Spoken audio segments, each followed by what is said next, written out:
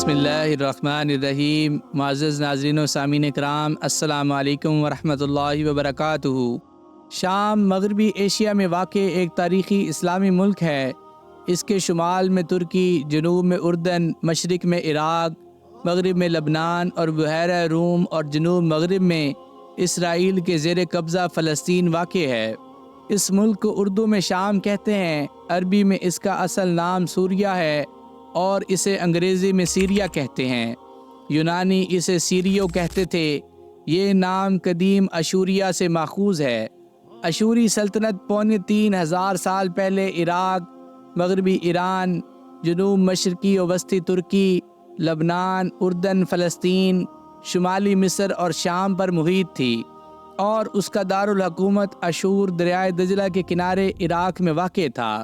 قدیم عرب اس ملک کو شامین یا شام کا نام دیتے تھے، جو حضرت نوح علیہ السلام کے بیٹے سام سے منسوب ہے، جن کی اولاد یہاں آباد ہوئی۔ چنانچہ عہد اسلام میں اسے شام ہی کہا جاتا رہا۔ اس کا ایک اور قدیم نام ارام یا ارم تھا، جو دراصل سام بن نوح علیہ السلام کے بیٹے کا نام تھا۔ قرآن کی سورہ فجر میں ارم کی اولاد میں قوم عاد کو عاد ارم کہا گیا ہے۔ اردو بائبل کے عہد نامہ قدیم میں اس ملک کا نام ارام اور انجیل لوکا میں سوریہ آیا ہے۔ جنگ عظیم اول سن 1914 تا 18 کے بعد سے شام کا سرکاری نام سوریہ ہے۔ اسلامی دور میں شام کی حدود جنوبی ترکی سے شمالی سعودی عرب تک وسیع تھی، اور اس میں موجودہ شام کے علاوہ ترکی کے جنوبی شہر مسیسا، حران، الرحا، دیار بکر، ترسوس، ازنا اور انطاکیہ، لبنان، اردن اور فلسطین شامل تھے۔ تبوک تک کا سعودی علاقہ بھی شام کا حصہ شمار ہوتا تھا۔ رسول اللہ صلی اللہ علیہ وآلہ وسلم نے دعا مانگی تھی، اے اللہ ہمارے شام میں ہمارے لیے برکت عطا فرما۔ یہ گویا فتح شام کی پیش گوئی تھی۔ شمالی شام میں ابلا سے دریافت ہونے والی 15,000 تختیوں سے 4,500 سال قدیم ابلا تہذیب کے احوال معلوم ہوئے ہیں۔ ابلا بادشاہت جو 2500 قبل مسیح میں قائم ہوئی، 700 سال قائم رہی۔ فرعونوں کے آثار سے ابلا اور مصر کے تجارتی تعلقات کا پتہ چلتا ہے۔ اکاد یعنی جنوبی عراق کے بادشاہ سارگون ثانی نے 2260 قبل مسیح میں ابلا فتح کر لیا تھا۔ شام کے شہر اغاریت موجودہ راس شمرا میں 14ویں صدی قبل مسیح میں میخی حروف ابجد ایجاد ہوئے، جن کی ترتیب موجودہ حروف سے ملتی ہے۔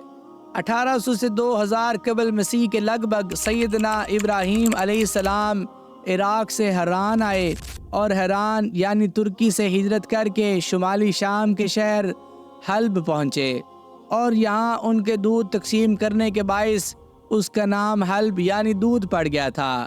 حلب سے ابراہیم علیہ السلام فلسطین چلے آئے تھے۔ 1000 سے 2000 قبل مسیح کے دوران میں یہاں کنانیوں، فنیکیوں اور مصریوں کا قبضہ رہا۔ ان کے بعد یہاں ارامی، اشوری اور بابلی یعنی کلدانی قابض رہے۔ 1450 قبل مسیح کے بعد دمشق پر مصری، پھر ہتی اور پھر مصری حکمران رہے۔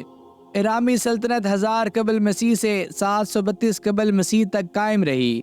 اس کا دارالسلطنت دمشق تھا۔ 10ویں صدی قبل مسیح میں حضرت سلیمان علیہ السلام کی سلطنت میں خلیج عقبہ سے دریائے فرات تک کے علاقے شامل تھے۔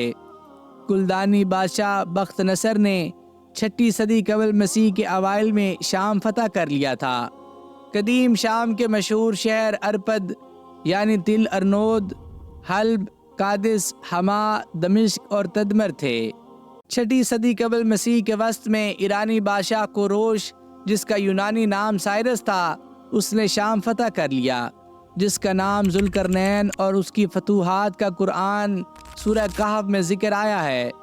333 قبل مسیح میں یونانی فاتح سکندر اعظم نے شام فتح کر لیا۔ پھر یہ یونانی سلیوکی سلطنت کا حصہ رہا، جو سکندر کے جرنیل سلیوکس نے قائم کی تھی۔ اس کا دارالحکومت انطاکیہ تھا، جو ماضی میں شام میں شامل تھا، مگر اب ترکی کا حصہ ہے۔ پھر دمشق دارالحکومت بنا۔ سلیوکی سلطنت 311 قبل مسیح سے 65 قبل مسیح تک قائم رہی۔ سلوکی بادشاہ انتاکس یا انٹیوکس اول نے 301 قبل مسیح میں انطاکیہ کی بنیاد رکھی تھی۔ 64 قبل مسیح میں رومیوں نے شام پر قبضہ کر لیا۔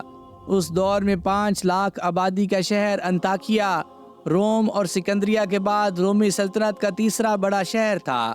رومی سلطنت کا قیصر الیگزینڈر سیوروس سن 222 سے 235 تک شام کا باشندہ تھا۔ بت پرست رومیوں کی 3-4 صدیوں میں شام کے شہروں بالبک، انطاکیہ، دمشق اور بیت المقدس میں مشتری دیوتا یعنی جوپیٹر کے مندر تعمیر ہوئے۔ بیت المقدس کا مشتری مندر دوسرے ہیکل سلیمانی کے کھنڈر پر بنایا گیا، جسے سن 70 میں رومی جرنیل ٹائٹس نے تباہ کر دیا تھا۔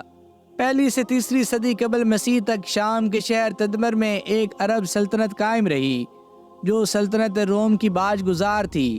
تدمر ایک مشہور نخلستان تھا جس نے اہم تجارتی مرکز کی حیثیت حاصل کر لی تھی۔ یہاں کا حکمران رومیوں سے مل کر ایران کے خلاف جنگ کرتا رہا۔ وہ وفات پا گیا تو اس کی ملکہ زنوبیہ 267 تا 272 قبل مسیح یہاں کاروبار حکومت چلاتی رہی۔ اس کے مختصر عہد میں تدبر نے رومیوں سے آزادی حاصل کر لی۔ آخر کار رومی قیصر اور لیانس حملہ آور ہوا۔ اس نے زنوبیہ کو گرفتار کر کے روم بھیج دیا، جہاں اسے ایک جاگیر دے دی گئی اور وہیں اس نے وفات پائی۔ اگسٹس سیزر کے عہد میں یعنی 5 قبل مسیح میں حضرت عیسیٰ علیہ السلام بیت لحم یعنی فلسطین میں پیدا ہوئے۔ یہودیوں کی سازش اور دمشق کے رومی گورنر پنتس پلاطس کے حکم سے سن 25 میں انہیں سولی چڑھانے کی کوشش کی گئی، مگر اللہ نے انہیں زندہ آسمان پر اٹھا لیا۔ پھر سینٹ پال کی کوشش سے شام میں عیسائیت پھیلنے لگی۔ جب قیصر قسطنطین اعظم 306 تا 337 نے عیسائیت قبول کر لی اور دارالحکومت روم یعنی اٹلی سے قسطنطنیہ سابق بیزنطین منتقل کر لیا، تو شام کی بیشتر آبادی نے بھی عیسائیت قبول کر لی۔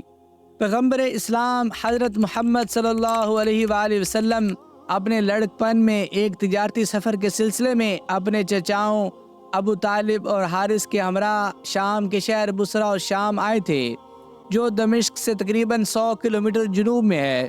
اس وقت آپ صلی اللہ علیہ وآلہ وسلم کی عمر 12 سال تھی۔ بصرہ میں آپ صلی اللہ علیہ وآلہ وسلم کی ملاقات عیسائی راہب بحیرہ سے ہوئی، جس کا اصل نام برجیس تھا۔ بحیرہ نے نبی صلی اللہ علیہ وآلہ وسلم کو دیکھ کر پیش گوئی کی کہ آپ صلی اللہ علیہ وآلہ وسلم اللہ کے نبی اور رسول ہیں۔ آپ صلی اللہ علیہ وآلہ وسلم دونوں جہانوں کے سردار ہیں اور اللہ تعالیٰ آپ صلی اللہ علیہ وآلہ وسلم کو رحمت للعالمین بنا کر بھیجے گا۔ قریشی سرداروں نے پوچھا کہ یہ بات آپ کو کیسے معلوم ہوئی؟ بحیرہ نے بتایا، جب آپ لوگ گھاٹی سے نکلے تو سارے درخت اور پتھر ان کے لیے سجدے میں چلے گئے۔ یہ کسی نبی ہی کو سجدہ کر سکتے ہیں۔ میں انہیں مہر نبوت سے بھی پہچانتا ہوں جو ان کے کندھے کی نچلی جانب ہے۔ اس نے ابو طالب سے کہا کہ اس بچے کی سلامتی کے لیے اسے فوراً واپس بھیج دیجیے۔ چنانچہ ابو طالب نے کسی کے ہمراہ آپ صلی اللہ علیہ وآلہ وسلم کو مکہ روانہ کر دیا۔ نبی کریم صلی اللہ علیہ وآلہ وسلم کی عمر مبارک جب 24-25 برس تھی تو آپ صلی اللہ علیہ وآلہ وسلم سیدہ خدیجہ رضی اللہ عنہا کا مال تجارت لے کر شام گئے تھے اور اس تجارت میں خاصا نفع ہوا تھا۔ اگر آپ کو آج کی یہ ویڈیو پسند آئی ہو تو اس چینل کو لائک، شیئر اور سبسکرائب ضرور کر دیجیے گا، اور ساتھ دیے گئے بیل کے آئیکن کو بھی دبا دیجیے تاکہ آگے آنے والی مزید دلچسپ ویڈیوز آپ تک پہنچتی رہیں۔ مجھے اپنی دعاؤں میں یاد رکھیے گا۔